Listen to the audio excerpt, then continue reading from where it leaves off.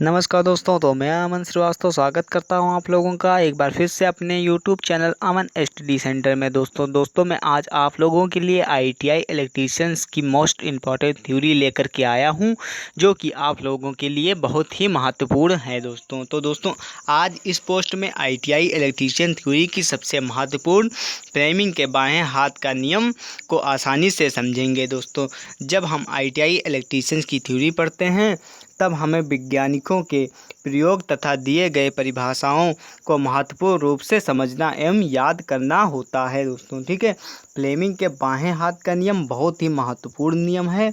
आइए अब हम जानते हैं कि फ्लेमिंग के बाएं हाथ का नियम क्या है। तो सबसे पहले आप लोगों को बता दूं, ये जो आप लोगों को ऊपर चित्र दिख रहा है इसी के आधार पर ये थ्योरी है। ठीक है दोस्तों, तो ये है इसका सही तरीका। तो यदि हम बाएं हाथ, सबसे पहले दोस्तों आप लोगों को हम इसकी फ्लेमिंग के बाएं हाथ की नियम की जो है परिभाषा आप लोगों को बताना चाहेंगे।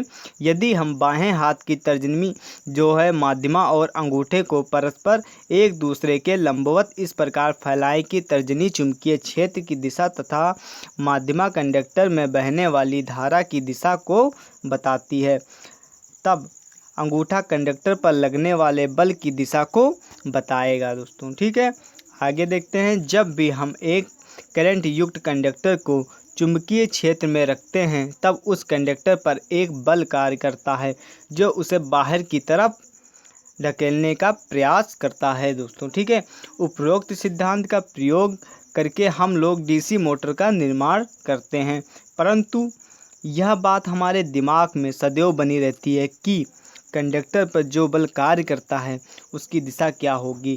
डीसी मोटर की बनावट भी इसी के आधार पर होती है दोस्तों। ठीक है, कंडक्टर पर लगने वाले बल की दिशा ज्ञात करने के लिए जॉन एम्ब्रोस फ्लेमिंग ने एक नियम बनाया जिसके द्वारा हम आसानी से कंडक्टर पर लगने वाले बल की दिशा को ज्ञात कर सकते हैं।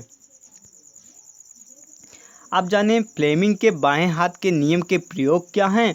इसके प्रयोग हैं, फ्लेमिंग ने दो नियम दिए हैं जिसमें एक को फ्लेमिंग के दाएं हाथ का नियम कहा जाता है तथा दूसरे को फ्लेमिंग के बाएं हाथ का नियम से जाना जाता है। ठीक है, या कहा जाता है।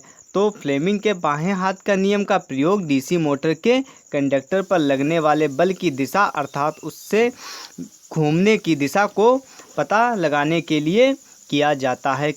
किसका? फ्लेमिंग के बाएं हाथ का नियम जो है डीसी मोटर के करंट पर लगने वाले बल की दिशा अर्थात उसमें घूमने वाले दिशा जो है, उस पर जो घूमने वाली दिशा है उस पर ये प्रयोग किया जाता है। तो दोस्तों ये था हमारा फ्लेमिंग के बाएं हाथ का नियम, और फ्लेमिंग के जो है दाएं हाथ का नियम जो है मैं नेक्स्ट वीडियो में आप लोगों को बताऊंगा। तो आप लोग हमारे इस चैनल के साथ बने रहिए, और जिन्होंने अभी तक मेरे चैनल को सब्सक्राइब नहीं किया है जल्दी से सब्सक्राइब कर लें, बेल आइकन को प्रेस कर लें ताकि मैं लाने वाला वीडियो आप लोगों तक जब लेकर के आऊँ तो आप लोगों तक उसकी नोटिफिकेशन पहुँच जाए दोस्तों। तो मिलते हैं अगले वीडियो में, तब तक के लिए बाय बाय, टेक केयर।